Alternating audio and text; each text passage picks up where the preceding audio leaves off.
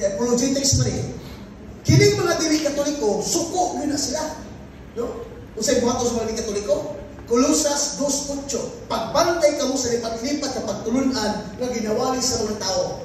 Ikaduhang Pedro 3:8, mga tao walay alamag, gituis ang ulong sa Ginoo. Kung sa'yo buhato sa mga dili nato, tuison, lipat-lipaton kasi lipat-lipaton. Ang Katoliko, mahingon mo na sila, Brad, sa'yo kung Katoliko, Brad, kung mahingon mo si Maria, inahan sa Diyos, buot pa sa si Maria, Diyos po. Hey, di ba? Kung imo una-unaon, nabos na yung punto. Kung mahingon na Katoliko si Maria, inahan sa Diyos, buot pa sa si Maria, Diyos po. So, wala mga isuon nga, gamit ang logic sa simbahan, no? Kaling one of the major branch of the philosophy, correct thinking in listening. Amen. Kaya mga mga importante, di talit na kulitra.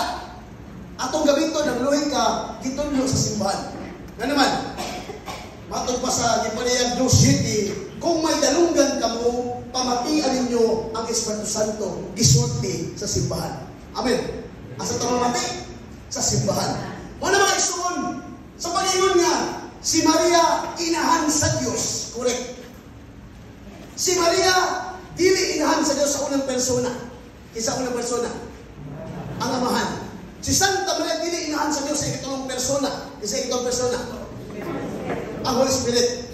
Si Santa Maria, himong inahan sa Diyos sa ikatulong persona sa Trinidad nga Diyos nga nahimong tao.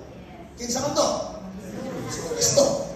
Mauna nga, sakto na yun ang ihatag na titulo sa tanong dugma niya nga siya inahan sa Diyos. Kaya ang iyang anak, matuod nga Diyos o matuod nga tao. So, wala naman na isuong pala ni Kristo. Gamit logic niya po, no?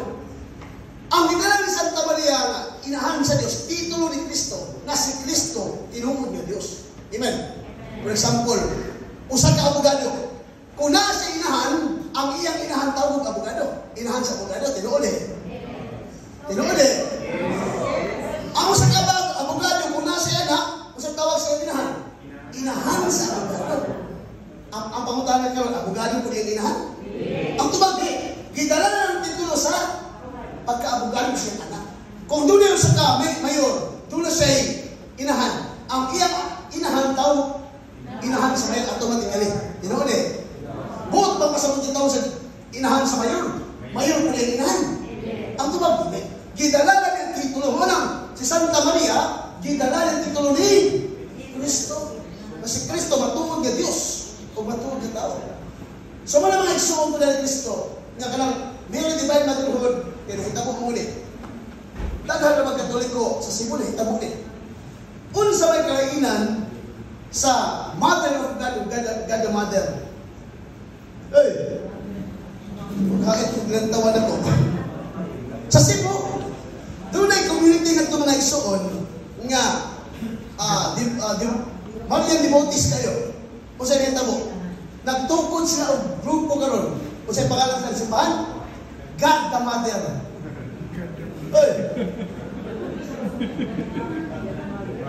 Ang simbahan Katoliko wala maghatag o opisyal nga nagtunlo si Santa Maria, God the Mother. Ang ihatag nga tunlo sa simbahan, Mary, Mother of God. Amen. Si Santa Maria dili Diyos ha. Walang teaching sa simbahan Katoliko kasi si Santa Maria Diyos. Tinuod eh. Kung dili inahan sa Diyos sa ikaduhang persona nga Diyos nga nahimong tao. So matong hatagang pagtagad ng igsuon ko ni Kristo. Nga hinaot pagkabalutalo sa kinsa sa Santa Maria para nato